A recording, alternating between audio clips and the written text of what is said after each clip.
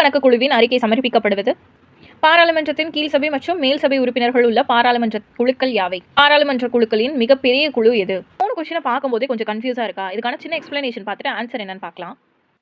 So Indian கான்ஸ்டியூஷன்ல வந்துட்டு குழுக்கள் நம்ம பார்ப்போம். குழுக்கள்னா வேற எதுவும் இல்லை, கமிட்டியை தான் வந்துட்டு நம்ம குழுக்கள்னு சொல்லுவோம். அது 2 டைப் இருக்கு, நிலை குழுக்கள், நிலையற்ற குழுக்கள்னு 2 இது இருக்கு. இப்போ நிலையான குழுக்கள்னா நமக்கு தெரியும், ஸ்டாண்டர்டா இருக்கிற குழுக்கள் தான் வந்துட்டு நம்ம நிலையான குழுக்கள் அப்படின்னு சொல்லுவோம். இது நிலையற்ற குழுக்கள்னா ஏதாச்சும் ஒரு ப்ராப்ளம்காக போடுவாங்க, அதை வந்துட்டு அந்த ப்ராப்ளம் சால்வ் ஆன பிறகு அந்த குழுக்களை வந்துட்டு கேன்சல் பண்ணிடுவாங்க. அதுதான் நம்ம நிலையற்ற குழுக்கள் அப்படின்னு சொல்லுவோம். ஸோ இது அவ்வளவா எக்ஸாம் பாயிண்ட் ஆஃப் வியூல கேட்க மாட்டாங்க. கேட்டாலும் ரீசெண்டா ஏதாச்சும் இம்பார்ட்டன்டான குழுக்கள் இருந்தால் தான் கேட்பாங்க. இப்போதைக்கு நமக்கு இந்த நிலையற்ற குழுக்கள் தேவையில்ல. நிலையான குழுக்கள் பார்ப்போம். நிலையான குழுக்கள்ல டோட்டல் 11 இருக்கும். நம்ம வந்துட்டு இம்பார்ட்டன்ட் ஆனது மட்டும் பார்த்து நோட் பண்ணிக்கலாம். ஃபர்ஸ்ட் 4 தான் வந்துட்டு ரொம்ப இம்பார்ட்டன்ட், ரிப்பீட்டடா வந்துட்டு क्वेश्चनல கேக்குறது. சோ ஃபர்ஸ்ட் ஒன் பாருங்க, பிஏசி பப்ளிக் அக்கவுண்ட் கமிட்டி. இந்த கமிட்டி வந்துட்டு எப்போ போட்டாங்கன்னா 1950 தான் இந்த கமிட்டி போட்டாங்க. இது எதுக்கு ரிலேட்டட், எந்ததுக்குன்னா லோக்சபாக்கு தான் வந்துட்டு இதோட ஃபுல் அத்தாரிட்டியுமே இருக்கும். ஏதாச்சும் வந்துட்டு சர்வீஸ்னாலும் அக்கௌண்ட்ஸ் இதுனாலும் எங்க சப்மிட் பண்ணுவாங்க ரிப்போர்ட்டை? லோக்சபால தான் சப்மிட் பண்ணுவாங்க. குறிப்பா சொல்லணும்னா சபாநாயகர் ஸ்பீக்கர் கிட்ட தான் இதை வந்துட்டு சப்மிட் பண்ணுவாங்க. நோட் பண்ணிக்கோங்க. அண்ட் இது எதுக்கு சம்பந்தப்பட்ட ஆர்டிகல் எதுக்கு வரும்னா 266 செகண்ட்ல வந்துட்டு இதை பத்தி சொல்லுவாங்க. அண்ட் சிஐஜிக்கு வந்துட்டு ஆடிட்டர் ஜெனரலுக்கு வந்துட்டு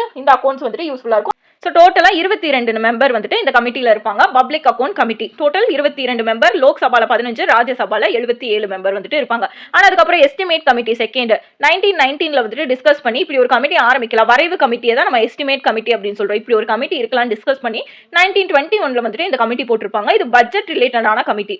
இங்கே எப்படி C261 செகண்ட்லையும் சிஏஜிக்கு ரிலேட்டடோ அதே மாதிரி இது பட்ஜெட்டுக்கு ரிலேட்டடான கமிட்டி. அண்ட் இந்த கமிட்டியில் வந்துட்டு டோட்டல் 30 மெம்பர்ஸ் இருப்பாங்க. லோக்சபால மட்டும்தான் அந்த 30 மெம்பர்ஸ் இருப்பாங்க. ராஜ்யசபால அந்த மெம்பர்ஸ் இருக்க மாட்டாங்க. அண்ட் பியூசி இது பப்ளிக் அண்டர்டேக்கன் கமிட்டி.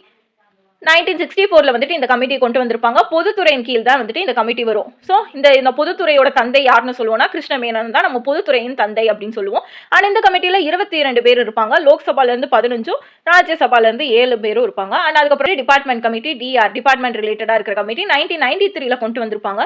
அண்ட் இந்த கமிட்டி வந்துட்டு ஒவ்வொரு டிபார்ட்மெண்ட்டுக்கும் தகுந்த மாதிரி ரிலேட்டடா இருக்கும். அண்ட் இந்த கமிட்டியில் 31 பேர் இருப்பாங்க. லோக்சபால 21 பேரும், ராஜ்யசபால 10 பேரும் வந்துட்டு இந்த கமிட்டிக்கு இருப்பாங்க. இது தவிர எக்ஸ்ட்ராவா 5 கமிட்டி வந்துட்டு இருக்கும். டோட்டல் 11ல 4 பாத்திரம் இம்பார்ட்டன்ட் ஆனது. அடுத்து பேலன்ஸ் 5 பார்ப்போம். அடுத்து மிச்சம் இருக்கிறதுலாம் அவ்வளோ இம்பார்ட்டன்டா இல்லை, இது வரை கொஸ்டின்ல கேட்டதும் கிடையாது. ஸோ நெக்ஸ்ட் 5 பார்க்கும்போது இது வந்துட்டு நிலையான குழுக்கள் தான். அதுக்கு நெக்ஸ்ட் 5ல வந்துட்டு business adviser committee, rules committee, privilege committee, சிறப்பு உரிமை சம்பந்தமா இருக்கிறதா பிரிவிலேஜ் கமிட்டின்னு சொல்லுவோம். அடுத்து committee on petition, ethics committee, இந்த மாதிரி பேலன்ஸ் 5 கமிட்டி வந்து இருக்கும். இதுல மேக்ஸிமம் மெம்பர்ஸ் வந்துட்டு 25 பேர் வந்துட்டு ஒரு கமிட்டியில இருக்கலாம். இது ரொம்ப யூஸ்ஃபுல்லா இருக்கும், இதை நோட் பண்ணிக்கோங்க. இப்போ நம்ம அந்த கொஸ்டினுக்கான ஆன்சர் பார்க்கலாம்.